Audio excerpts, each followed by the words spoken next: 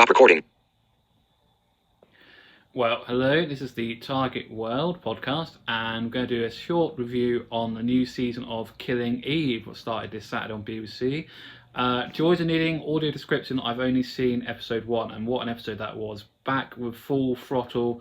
We find out what happens to Villanette, we find out what happens to Eve and how she copes with what she thinks he's done.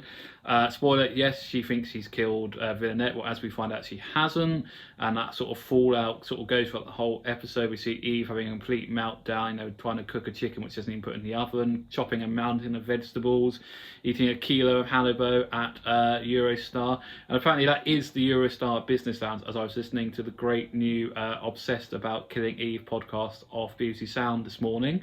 So apparently that is all of the Eurostar they used in episode 1. It's just got great tension. Sandra Yo is fantastic. It's Eve, and I can't remember the actress who plays Villanette, but she's brilliant. You never know if she's English and from Liverpool, because she puts on this fantastic accent as Villanette.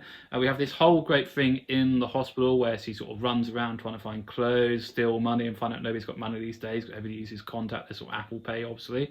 And there's this great sort of sigh, a bit more of a sympathetic side to Villanette. I don't think she has one, but this sort of creeps out with the person who's in the bed next to a hospital who's also been in a car accident, and she decides to kill to get him out of his own misery.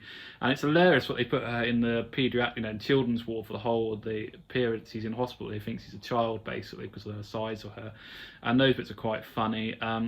And it's building up nicely. I think episode 2 is going to be more interesting because I've only seen episode 1, due to the fact that BBC iPlayer in England must have an audio description when it was on BBC America, so you'd think all the episodes would already have audio description, have decided to only put it on episode 1 and do it weekly. It seems a very old theory in England where we only get audio description when the episode's actually aired live. I don't understand why, if it's a box set now on the iPlayer, you can't add the audio description for every episode. And then I would have sat down on Saturday night and binge watched the whole thing. So far, episode 1 is as full throttle as the last season. It's very good, great shooting of camera lenses. I love that bit in her block of flats, because in the way the wide lenses went down by floor, and you saw the guys coming to clean her up and kill her. That was brilliantly shot. And that poor next door neighbour that gets wiped out, unfortunately. She was great for a couple of minutes.